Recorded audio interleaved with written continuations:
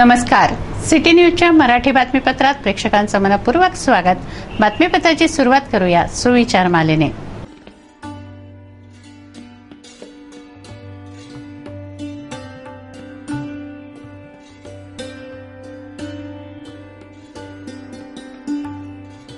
आता बघूया बातमीपत्रातील ठळक बातम्या.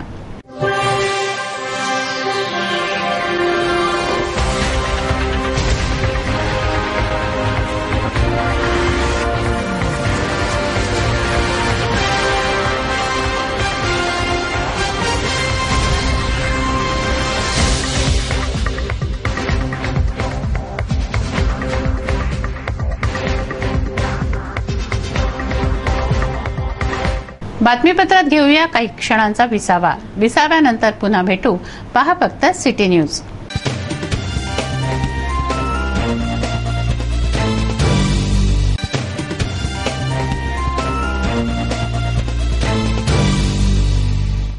चला बघूया बातम्या विस्तारित स्वरूपात. शहरातील फ्रेझरपुरा या क्षेत्रात संचारबंदी सदृश स्थिती आहे. पोलिसांच्या खड्या पहाऱ्यात येथील नागरिक गेल्या 2 दिवसांपासून असून क्षुल्लक कारणावरून हे प्रकरण घडलं.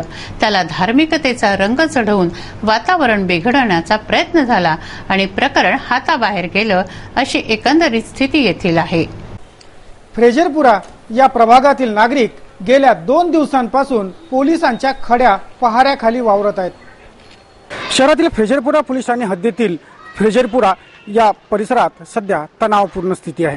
आपण बघू शकतो की पोलिसांनी या परिसराला लष्करी छावणीचं स्वरूप देऊन टाकलं असून येथे अघोषित संचारबंदी लागू केल्यागत दृश्य सध्या दिसून येत आहे.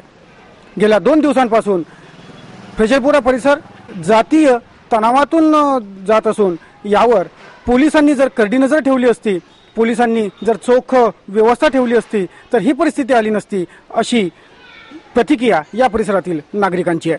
हे नागरिक आज घरात दडून बसलेले आहेत. बाहेर येऊन त्यांना माहिती देण्याची हिंमत होत नाहीये, परंतु त्यांनी खापर माटलं, पोलीस यंत्रणेवरच फोडलाय हे तितकंच खरं. फ्रेझरपुरा हा परिसर तसा संवेदनशील, परंतु येथे कुठलीही संवेदनशील घटना गेल्या 5-10 वर्षापासून घडलेली नाही. परंतु सध्या हा परिसर पोलीस छावणी बनला असून चौकाचौकात गल्लीबोळात पोलीस तैनात आहेत. नागरिकांच्या बारीक सारीक घडामोडींवर ते करडी नजर ठेवून आहेत. प्रकरण चिघडू नये यासाठीचा हा पोलिसांचा प्रयत्न खरेच चांगला आहे, परंतु परिस्थिती इथवर पोहोचली याचेही जबाबदार पोलीसच हे मत येथील प्रभागवासी मांडत आहेत, जे त्यांच्या घरांपुढे मोठ्या संख्येने पोलीस तैनात असतानाही पोलीस यंत्रणेवर या घटनेचे खापर फोडीत आहेत. या प्रकरणाचा पोलीस तपास सुरू आहे. रहीमभाई, अरुण जयस्वाल, तायडे, मंडले, पंचगाम, वन्ने यासह डझनभरांवर पोलिसांनी कलम 143, 292, 405, 406 ब कलमान्वये गुन्हा दाखल केला. परंतु आणखी काही आरोपी अजूनही मोकळेच आहेत हा स्पष्ट आरोप येथील नागरिकांनी केलाय, विशेषतः दोन्ही समुदायाच्या महिलांनी. पोलिसांच्या कारवाईवरून हे प्रकरण धार्मिक तेढ असे दिसत असलं तरी आतून हे प्रकरण अवैध धंद्यातील वर्चस्वाच्या लढाईचं आहे असं चित्र येथून स्पष्ट होतंय. या वादाचे कारण व त्यानंतरची एकंदरीत परिस्थिती बघता हा वाद सरळ साधा नाही हे कळून चुकते.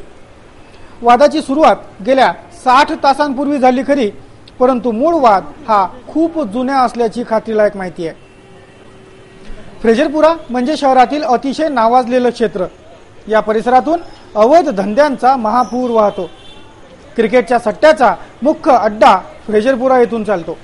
वरली मटका, जुगार, रनिंग वरली, हातभट्टीची दारू ही या फ्रेझरपुराची खरी ओळख.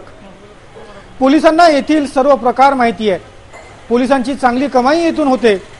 पोलिसांना या क्षेत्रातील अवैध धंद्यांचा नायनाट करावा असे जराही वाटत नाही. उलट ते या धंद्यांना संरक्षण पुरवतात. काही पोलिसवाले या अवैध धंदेवाल्यांचे खबरी म्हणून वावरतात आणि अवैध धंद्यातील वर्चस्वाच्या पोटी असे प्रकार येथे घडत राहतात. नुकताच घडलेला हा प्रकारही त्याचाच भाग होय. फक्त या वादाला रंग धार्मिकतेचा चढवला गेलाय हे येथील वास्तव होय. पोलीस आयुक्तांनी याकडे लक्ष घातले. व्यवहार देवाणघेवाणीसाठी एटीएम सारख्या सोयी काढल्या गेल्या, मात्र सोयींची ही साधनं भामट्यांनी आपल्या सोयीची केली आहेत. भोळ्या बाबड्यांना एटीएम क्रमांक विचारून त्यांच्या खात्यातील पैसे लंपास केले जात आहेत. अनकवाडी येथे अशीच घटना घडली आहे. तिवसा तालुक्यातील अनकवाडी येथे राहणाऱ्या योगेश प्रदीप सावळेला 15 व 16 जुलैला एका अनोळखी इसमाचा फोन आला. आपण बँकेचे शाखा व्यवस्थापक असल्याची बतावणी करून या अज्ञात इसमाने योगेश साबळेचा कार्डवरील सीव्हीसी क्रमांक व माहिती मागवली. योगेश साबळेचं गुरुदेवनगर येथील स्टेट बँकेत खातं आहे. व्यवस्थापक बोलत असल्याचं सांगितल्याने विश्वास ठेवून योगेशनं माहिती दिली व नंतर त्याला ऑनलाईन शॉपिंगचे मेसेज आले. त्यावरून आपण ठगवलं गेल्याचं त्याच्या लक्षात आलं. एटीएम मधील 14,000 रुपये लंपास झाले. मी बँकेचा मॅनेजर बोलतो म्हणून तुमचं एटीएम ब्लॉक झालं. नंतर बाबांनी त्याला एटीएमचा नंबर सांगितला. नंतर त्याचा फोन कट झाला. दुसऱ्या दिवशी 16 तारखेला मला फोन आला. त्यानंतर त्यानं मी त्याला नंबर सांगितला एटीएमचा नंबर सांगितल्यानंतर त्यानं मेसेज पाठवले. त्याचा रिप्लाय करावा. त्याला आपण मेसेजचे रिप्लाय सांगितले. त्यानंतर तो म्हणे एखाद्याच्या खात्यात 1-2 लाख रुपये असेल त्याचा नंबर द्या म्हणे. थोडासा मला डाऊट आला. त्यानंतर मी बँकेत गेलो. बँकेत गेल्यानंतर एटीएम मधून मिनी स्टेटमेंट क्लिप काढली. त्यानंतर बँकेतून पूर्ण पैसे गायब होते. त्यानंतर बँकेत गेलो. बँकेतल्या साहेबाला म्हटलं तुमचा फोन आला म्हटलं बँकेतून. जोरानं बोल. बँकवाले म्हणे बँकेतून फोन करत नसतो म्हणे आम्ही. त्यानंतर आम्ही पोलीस स्टेशनला कंप्लेंट. तेव्हा अशा फसव्या फोन कॉल्सवर विश्वास ठेवू नये असं जाहीर आवाहन सिटी न्यूज करतंय. कोणत्याही बँकेचे अधिकारी स्वतःहून फोन करत नाहीत, कारण तशी गरज नसते. बँक केवळ खातेदाराला मेसेज पाठवून सूचित करते. तेव्हा अनोळखी फोन कॉल्सला फसून नागरिकांनी आपलं नुकसान करून घेऊ नये व आपला कष्टाचा पैसा गमावू नये. बातमीपत्रात घेऊया काही क्षणांचा विसावा. विसाव्यानंतर पुन्हा भेटू. पहा फक्त सिटी न्यूज.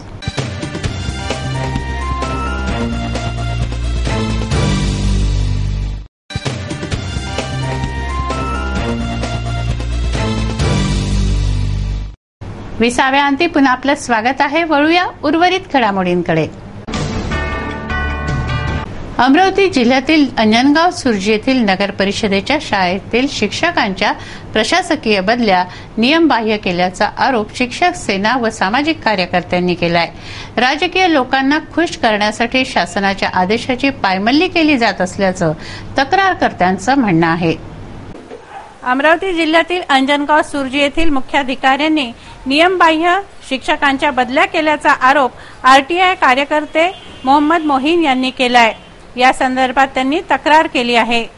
अंजनगाव सुर्जी येथील नगर परिषद शाळेतील शिक्षकांच्या प्रशासकीय बदल्या मुख्याधिकाऱ्यांनी 9 जुलै रोजी केल्या. या आदेशाच्या विरुद्ध महाराष्ट्र राज्य शिक्षक सेना व सामाजिक कार्यकर्ते मोहम्मद मोहीन यांनी मात्र अंजनगाव सुर्जी येथील नगर परिषदेमध्ये तक्रार दाखल केली आहे. शिक्षकांच्या बदल्या वर्षभरात केव्हाही न करता एप्रिल किंवा मे महिन्यातच म्हणजे वार्षिक सत्र सुरू होण्याच्या आधी कराव्या असं 2006 मध्ये शासनाने काढलेल्या परिपत्रकात नमूद आहे. तसंच 28 ऑक्टोबर 2014 रोजी राज्याचे शिक्षण आयुक्त यांनीही हे परिपत्रक मनपा आयुक्तांना दिलं होतं. असं असतानाही नगर परिषदेच्या मुख्याधिकाऱ्यांनी मात्र काही राजकीय लोकांना खुश करण्यासाठी नियमबाह्य आदेश काढून बदल्या केला असा आरोप तक्रारकर्त्यांनी केला आहे. या बदल्यांमुळे शिक्षकांना त्रास होत असून शाळेतील विद्यार्थ्यांचं व शाळेच्या नियोजनाचं नुकसान होत आहे. महापालिकेचे आयुक्त चंद्रकांत गुडेवार अमरावतीच्या स्मार्ट सिटीचा प्रस्ताव घेऊन बुधवारी मुंबईकडे रवाना झाले. अमरावती मनपाच्या आमसभेचा प्रस्ताव व स्मार्ट सिटी प्रस्तावाचा 50 कोटींचा निधी उभारण्याची हमी घेऊन ते बुधवारी सकाळीच मुंबईसाठी रवाना झालेत. बुधवारी अमरावती महापालिकेचे आयुक्त चंद्रकांत गुडेवार अमरावतीच्या स्मार्ट सिटीचा प्रस्ताव घेऊन मुंबईला गेले आहेत. अमरावती महापालिकेच्या आमसभेचा स्मार्ट सिटी बाबतचा प्रस्ताव व स्मार्ट सिटीसाठी 50 कोटींचा निधी उभारण्याची तयारी असा हा प्रस्ताव असून हा प्रस्ताव पास होईल हा विश्वास मनपा आयुक्तांनी अमरावतीवरून मुंबईकडे रवाना होताना व्यक्त केला होता. आता लक्ष पुढील प्रक्रियेकडे लागून राहिलंय, ज्या प्रक्रियेदरम्यान स्मार्ट सिटीसाठी निवडल्या गेलेल्या शहरांची घोषणा होणार आहे। आषाढी एकादशी निमित्त लाखो भाविक पंढरपूरला जातात। गावोगावाहून जाणाऱ्या वारकऱ्यांची संख्या पाहता महाराष्ट्र राज्य परिवहन महामंडळातर्फे विशेष गाड्या सोडल्या जात आहेत। या बसेसला भाविकांचा प्रचंड प्रतिसाद मिळतोय। मोठ्या संख्येनं भाविक पंढरपूरकडे विठूचा गजर करत निघाले आहेत। संतांची मांदियाळी असलेल्या पंढरपुराकडे लाखो वारकरी प्रस्थान करत आहेत। आषाढी एकादशी निमित्त विठुरायाच्या दर्शनाकरता जाणाऱ्या भक्तांच्या सोयीसाठी महाराष्ट्र राज्य परिवहन महामंडळातर्फे विशेष बसेस सोडण्यात येत आहेत। 20 जुलैपासून पंढरपूर यात्रेच्या बसेस सुरू झाल्या असून मोठ्या संख्येनं भाविक लाभ घेत आहेत। शहरातील ऐतिहासिक परकोटाचं जतन व सुशोभीकरण करण्यात येतंय, तर दुसरीकडे परकोटालगत घरं आहेत किंवा त्यांची हेतुपुरस्सर पडझडही केली जाते आहे। मात्र एका ठिकाणी तर परकोटाच्या भिंतीवर चक्क घर बांधलंय। अमरावतीच्या सुरक्षेसाठी तत्कालीन शहराभोवती परकोट बांधण्यात आला। सन 1821 मध्ये बांधून पूर्ण झालेला हा परकोट आज ऐतिहासिक ठेवा आहे। या परकोटाचं जतन संगोपन करण्यासाठी एकीकडे प्रयत्न आणि खर्च होत असताना दुसरीकडे परकोटाच्या भिंतीवर घर बांधलं जातंय। जमिनीवरील अतिक्रमणाने पोट भरत नाही, ते थेट परकोटाच्या भिंतीवर घर बांधून त्याला हानी पोचवली जाते।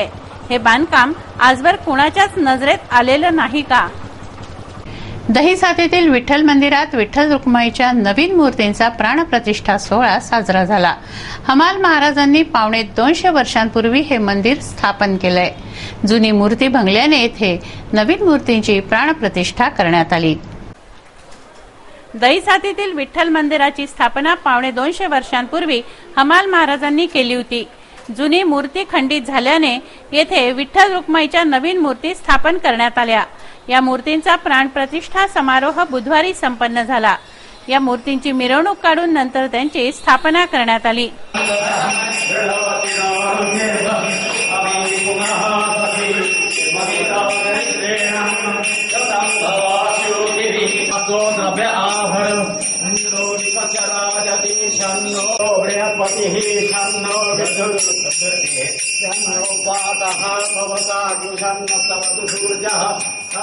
अंबागेट परिसरात राहणाऱ्या जिरापुरे परिवाराने विठ्ठल मंदिराला शिसवीचा सुंदर रथ दिला आहे।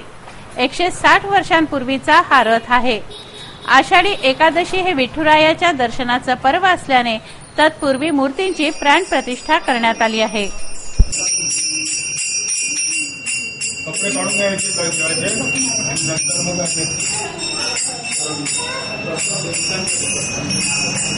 बातमीपत्रात बघूया आज आपल्या व्यंगचित्रकारांनी त्यांच्या व्यंगात्मक कुंचल्यातून कुठल्या स्थितीवर लक्ष वेधलंय।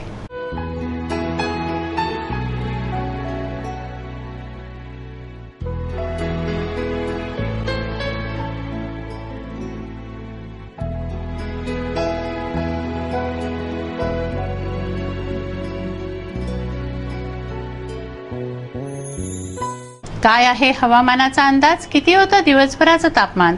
काय राहील उद्याचं तापमान? नजर टाकूया हवामानाच्या अंदाजावर।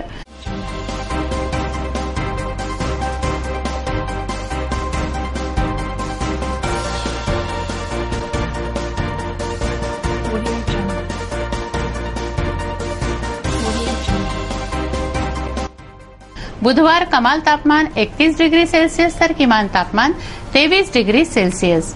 गुरुवार कमाल तापमान 31 डिग्री सेल्सिअस तर किमान तापमान 23 डिग्री सेल्सिअस राहील असा अंदाज वेधशाळेनं वर्तवलाय। हे बातमीपत्र एवढ्यावरच थांबवूया। पुन्हा एकदा आजच्या ठळक बातम्या।